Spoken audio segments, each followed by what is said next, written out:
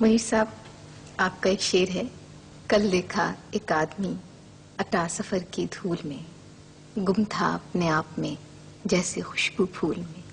یہ وہ شعر ہے جس سے آپ کا تصور بنتا ہے آپ کی شاعری سے، اور آپ کی شاعری کی فضا اتنی خوبصورت، اتنی پراسرار اور اتنی خوابناک ہے کہ پوری اردو شاعری میں اس کی مثال نہیں ملتی. جیسے نکلا جو چاند آئی مہکتے سی منیر، میرے سوا بھی باغ میں کوئی ضرور. ایک عجیب پراسراریت ہے. مجید امجد مرحوم نے اس کا ذکر کرتے ہوئے لکھا تھا کہ یہ فضا آپ کی افتاد طبع اور آپ کی زندگی کے واقعات کی وجہ سے ہے. خود آپ کیا سمجھتے ہیں کہ یہ فضا کس طرح کریٹ ہوئی؟ یہ ایک عجیب واقعی پراسرار عمل ہے. اس کے بارے میں کچھ وضاحتیں نہیں کی جا سکتی. میرا خیال ہے یہ کچھ ہو جاتا ہے خود بخود ہی. تقدیر کوئی مقسوم یہی تھا. بیان کرنے کو تو بے شمار باتیں ہیں کہ جن جن واردات سے ہم گزرے، کیا کیا تجربات ہوئے، تو سبھی کے ساتھ بیتتے ہیں میرا خیال ہے. لیکن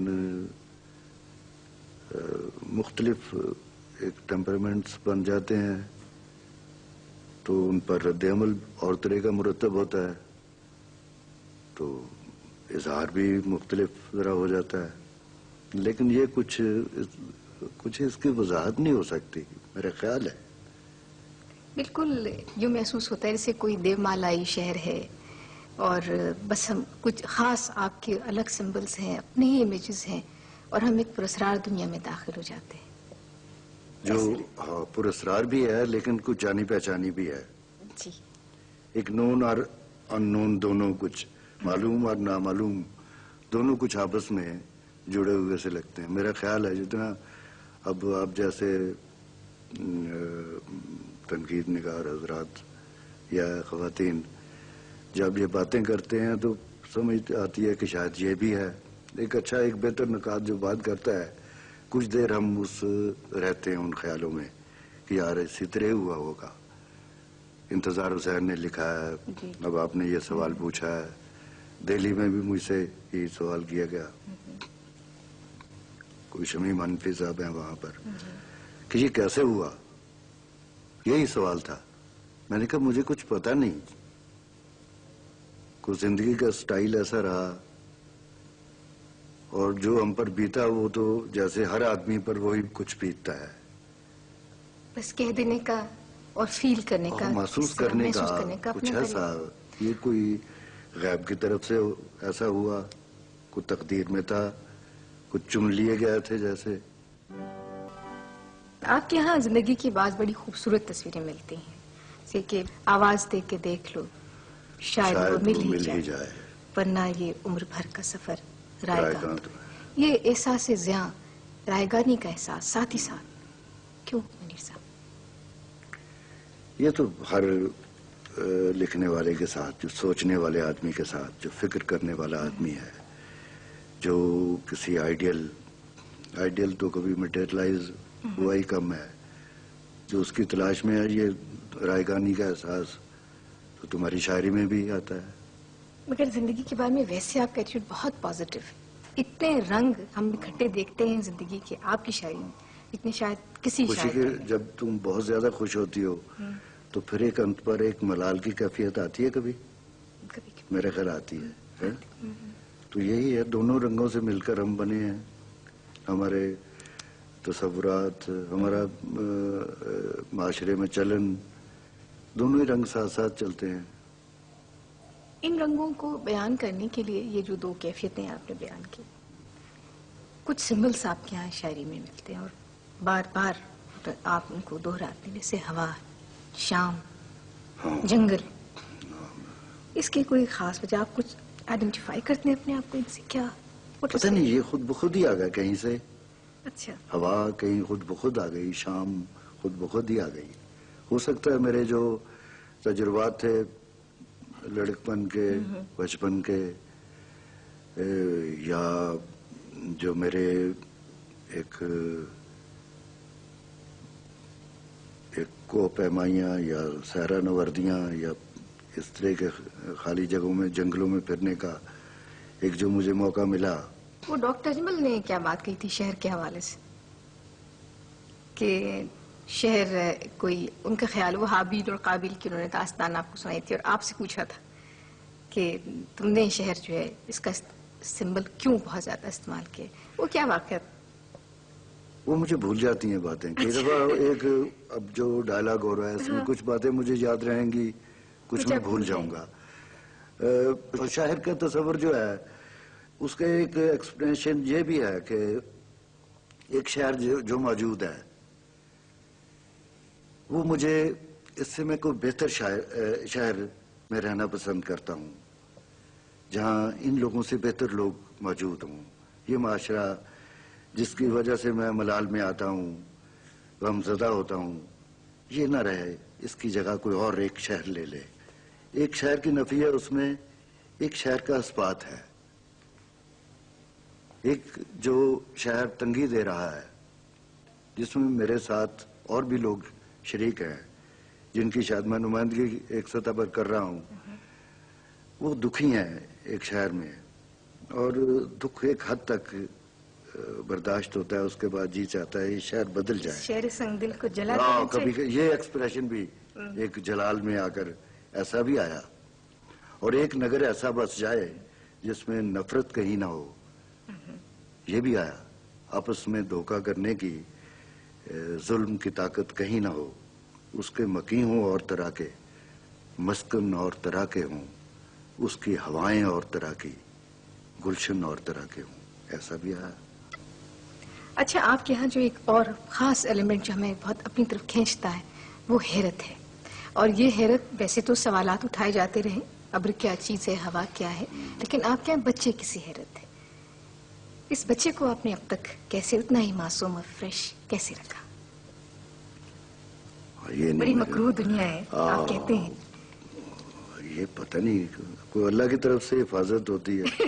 میری ایک نظم ہے ویسے, اللہ کی طرف سے گن کی حفاظت, پنجابی کی نظم ہے, اللہ والوں گن دی حفاظت. وہ کچھ کرتا رہتا ہے, اللہ والوں کچھ ہوتا رہتا ہے کہ ایک گنیا آدمی کی کہ جوہر جو اس نے بھیجا ہے دنیا میں, اس کی جیسے حفاظت بھی انہی کے ذمہ ہے.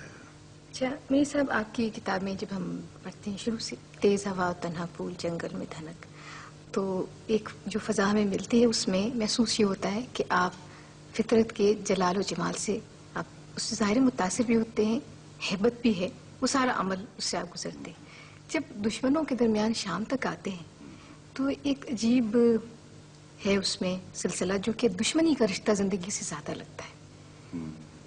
اس کی کیا وجہ؟ وہ کچھ میں کبھی کہتا ہوں کہ یہ کتابیں میری منزلیں ہیں. ایک جسمانی طور پر, روحانی طور پر ایک جیسے منازل سے ہم گزرے, انہی منزلوں کا بیان ہے. یہ تیز ہوا تنہا پھول میں کوئی اور طرح کی واردات تھی, اس کے بعد جنگل میں دھنک, دوسری کتاب میری جنگل میں دھنک ہے, وہاں تک کچھ اور تھا, رنگ اس میں اور طرح کے ہیں, اس میں کچھ اظہار کچھ اور طرح کا ہے. دشمنوں کے درمیان شام میں بدل گیا, ماہ منیر میں ذرا تھوڑی سی کشادگی اور وسعت اور طرح کا ہوا. وہی کہ جن منازل سے ہم گزرے ان میں ان کو ہجر, وصال, نفرت, محبت, بے شمار یہاں کے جو جس معاشرے میں ہم اس کے عمل رد عمل میں کیا کچھ بیان کر گئے. یہ میرا خیال وہی ہے کہ ہم مختلف ادوار میں سے گزرے, ان میں تجربات جیسے ہوئے. مرزا, آپ کے یہاں ایک اور چیز جو میں پوچھنا چاہوں گی وہ یہ کہ جب آپ نے شعر لکھنا شروع کیا وہ اور زمانہ تھا اور موسم تھے, اور اس میں کوئی ہر شاعر یا شاعروں کی اکثریت کسی نہ کسی نظریے یا مسلک سے منسلک ہونا ضروری سمجھتی تھی. آپ کی شاعری جو ہے وہ پیور پوئٹری, جس کو شعر خالص ادب، خالص شاعری کہتے ہیں. تو آپ نے کبھی یہ نہیں سوچا کہ مجھے بھی کسی کیمپ میں چلے جانا چاہیے؟ یہ اندر کی جیسے پوئٹک کنوکشن کی کمزوری ایسا کرواتی ہے. کمزور آدمی ایک جس کے اندر شعری ارج کمزور ہے، تخلیقی جذبہ اس کو چھوٹی چھوٹی پناہ گاہیں کی طرف جانے کا ایک اشارہ کرتا ہے. تو آپ نظریاتی میں نے شاعری کبھی کو کیا کچھ کہیں گے؟ نظریاتی شاعری ایسا ہی ہے جیسے ایک نون فلاسفیز کو ورسیفائی کرنا بھی تو شاعری نہیں ہے ایک سطح پر کہ ایک اچھا نظریہ ہے، ایک انسانی بہبود اس کی بنیاد ہے، اس کو ورسیفائی کرنا، اس کے بارے میں ایک معلوم فلسفے کو بیان کرنا بھی اچھی ڈھنگ سے، وہ بھی کوئی بری بات نہیں ہے. لیکن شاعری اور چیز ہے، یہ تو کہیں نامعلوم میں جا کر کوئی نئی چیز معلوم بھی آئے گا تو معلوم ہوگا کہیں نامعلوم سے ہو کر آیا ہے، اس کی شکل بدل جائے گی، اس کا کچھ میک اپ بدل جائے گا، کچھ اور طرح کے میجک ٹچ اس میں آ جائے گا، اس کو تبدیل کر دیں. ہاں بالکل. اچھا، اس وقت اپنے میجک ٹچ کی آپ کیا چیزیں ہمیں دکھائیں گے؟ ایک نظم ہے سپنا آگے جاتا کیسے.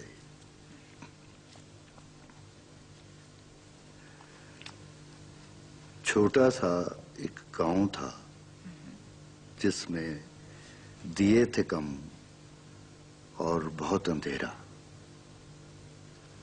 بہت شجر تھے، تھوڑے گھر تھے جن کو تھا دوری نے گھیرا.